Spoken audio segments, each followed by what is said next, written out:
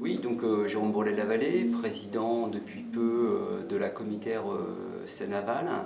Et c'est vrai que c'est un gros travail, c'est un gros travail de découverte, et puis ça crée envie d'orienter des politiques publiques et des aides de l'Agence de l'eau vers ces propositions et ces actions des différents acteurs de terrain que sont les associatifs.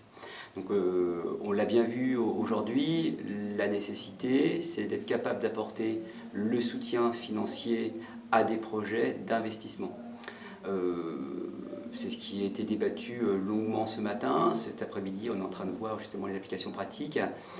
Moi, ce que j'aimerais qu'on aborde, et ça sera un peu le sens de ma conclusion d'aujourd'hui, c'est qu'on voit bien qu'on est sur l'eau et que l'eau, ce n'est pas simplement la distribution de l'eau potable et l'assainissement, mais que comme dans le 10e programme qu'on est en train d'établir, on aille un petit peu plus loin et qu'on aille vers ce qu'on appelle le grand cycle de l'eau. C'est-à-dire de bien penser que maintenant, l'eau, ce n'est pas que la sortie du tuyau, le traitement de la sortie du tuyau, mais c'est aussi ce qu'il y a très en amont, la ressource. Et je crois que si on a quelque chose à investir, si on a un champ à investir, c'est-à-dire être capable avec les différentes collectivités de regarder quelles sont les compétences, de croiser ces différentes compétences et d'être capable de financer des projets globaux qui iront sur la préservation des ressources, comme par exemple j'ai un territoire où j'ai une exploitation agricole qui devient en pleine extension. On sait qu'actuellement on a des champs entiers d'agrocarburants qui se développent en Afrique, en Asie. On sait que ces champs d'agrocarburants vont nécessiter beaucoup d'intrants. Attention à ne pas se faire piéger comme on s'est fait piéger dans nos pays occidentaux, où derrière, le traitement de l'eau coûtera davantage plus cher.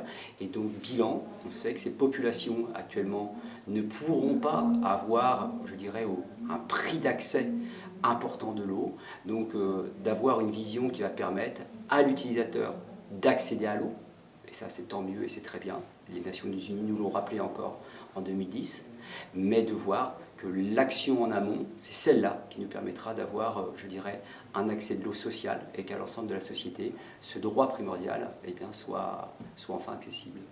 Donc ça veut dire que vous souhaitez tant faire des opérations globalisées sur la thématique globale de l'eau, et pas simplement, entre guillemets, le simple accès et la protection de l'eau, mais également être dans des actions pérennes et sur du long terme. Tout à fait. Je crois que la problématique qu'on va rencontrer, c'est l'acceptabilité de ce type de projet par la population locale.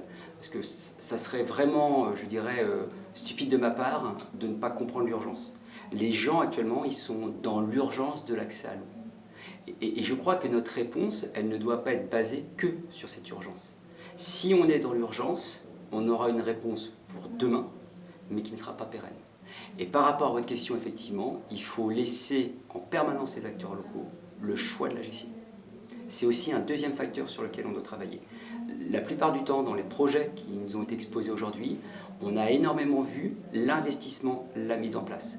On doit aller plus loin sur justement la mise en place d'une gestion pérenne par les acteurs locaux de la gestion de l'eau. Et est-ce que une gestion pérenne, pour vous, ça passe aussi par de la prévention, si je comprends bien? Oui.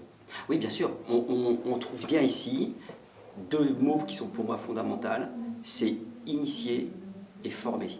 C'est-à-dire qu'on doit être capable d'initier la population sur la problématique du grand cycle de l'eau et on doit être capable de former les techniciens et les gestionnaires locaux qui seront à même de piloter l'outil.